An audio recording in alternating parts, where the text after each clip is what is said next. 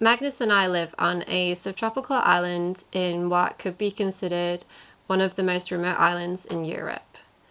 Our homestead is in a forest. It's nestled deep inside a valley, and for years there was no electricity, there was no road access, and the ruin that we now call our family home was in a really bad state.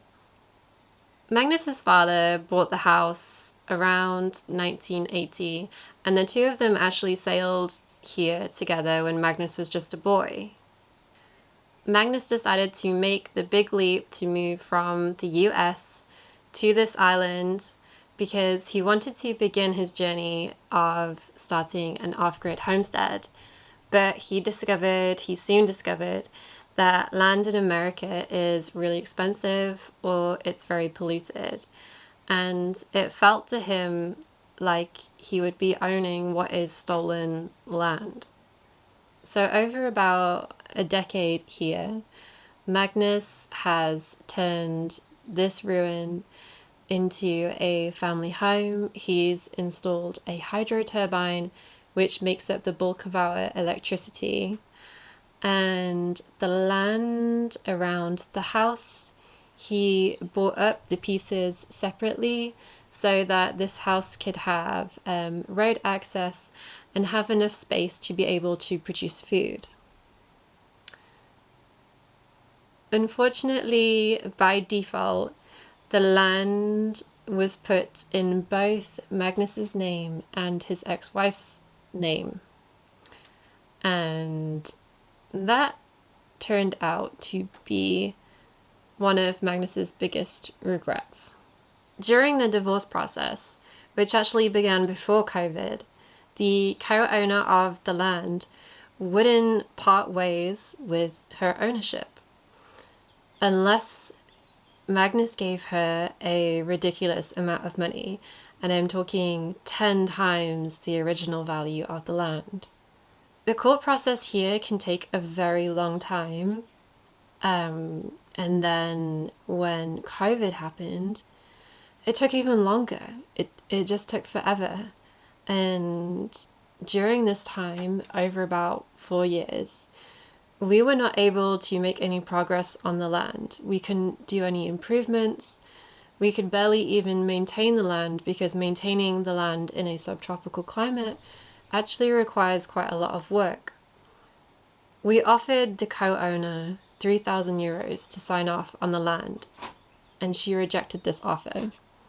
We then hired an appraiser to come and do an appraisal, and he valued the land at 8,000, so we offered her €4,000, and she rejected this.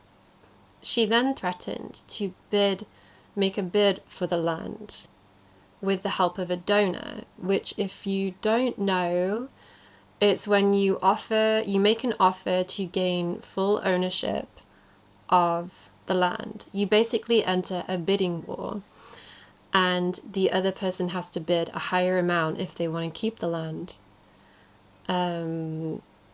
So all of a sudden, we were literally making a very detailed plan B to potentially move to the UK because we had nowhere else to go, because there was no way that we could beat the bid that they were threatening. We didn't have enough money, and the land, it would be crazy because the land isn't worth anywhere near that much. After all of that added stress, her threat didn't actually materialize, and instead the courts had their appraiser come out and do an appraisal. They valued the land based on it being a tree plantation, because that's all it's really good for. And we were finally able to pay her I think it came out between 3,000 and 4,000. So the original value we originally offered her. 3 years later, she was finally forced to take I can't remember, I think it was like 3,500, 3,500 euros or something. And we were able to finally get the land back in our name, and we were able to work on it again. Around this time, we were in the thick of it with raising a baby. But slowly we've been able to get back into the land, and after 4 years of abandonment, we have tried to clean it once more and see what's alive, see what's dead, and try to figure out what is a priority for us moving forward. The land isn't in as bad a state as when Magnus first arrived, nowhere near as bad. But because we're a subtropical climate, the vegetation doesn't sleep. So it's going to take a really long time to get the forest and the gardens looking healthy again.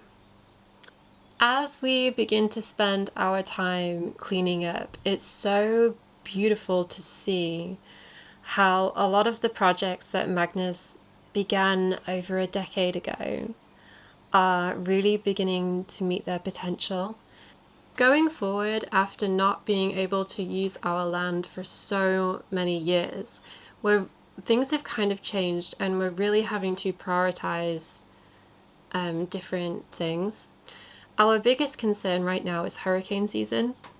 As the planet warms, I think we're gonna hit some tipping points where all of a sudden our climate is much different, much warmer, much more humid. I think very soon in our future we will experience hurricanes, maybe not every year, but they will be so frequent in our lives that they will become a big factor when building and planning. The mountain we live on cannot possibly soak up, especially after a long dry summer. It can't soak up all of the rainfall that a hurricane brings.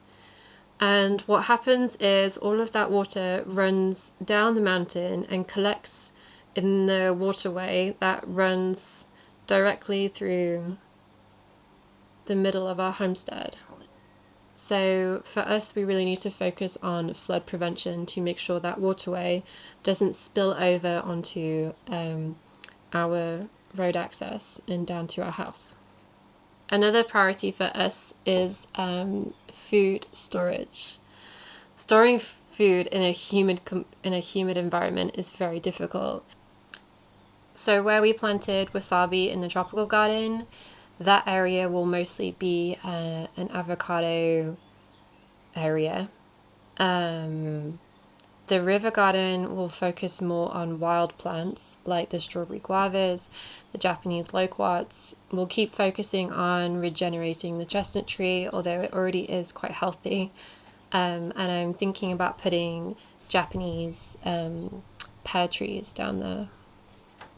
The house garden will be for more flowering perennials, and then we also have a more wild and messy area, but very fertile land next to this garden that I'm going to create an apple orchard on. The garden below the road is very sheltered, which is why we have our banana patch down there. And I would also like to put plum trees down there because it seems like plum trees are naturally very happy down there.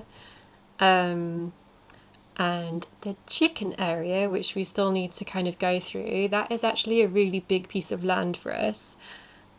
Citrus trees already thrive there, so we're going to keep them, as well as the fig trees.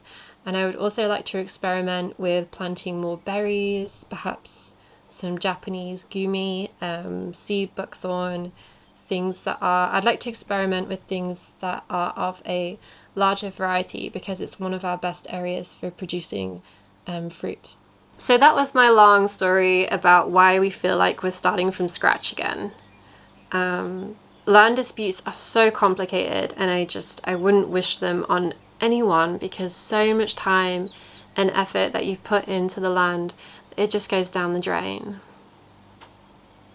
It feels so good to begin regenerating the land again, and it's so exciting to see what potential this land has. I hope that you will subscribe to this channel and watch the Faraway Hollow as our place grows.